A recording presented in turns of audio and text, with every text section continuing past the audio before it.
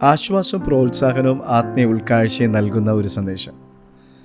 നിന്റെ പ്രവൃത്തികളെ യഹോവയ്ക്ക് സമർപ്പിക്കുക, എന്നാൽ നിന്റെ ഉദ്ദേശങ്ങൾ സാധിക്കും.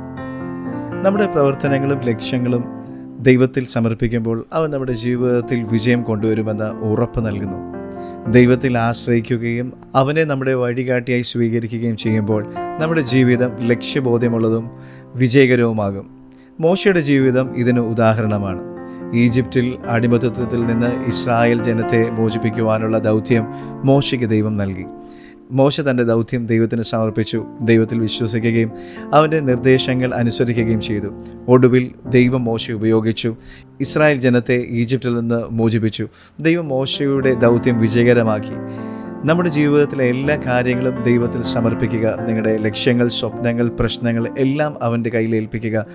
ദൈവത്തിൽ വിശ്വസിക്കുകയും അവൻ്റെ വഴിയിൽ നടക്കുകയും ചെയ്യുമ്പോൾ നിങ്ങളുടെ ജീവിതം വിജയകരമായി തീരും.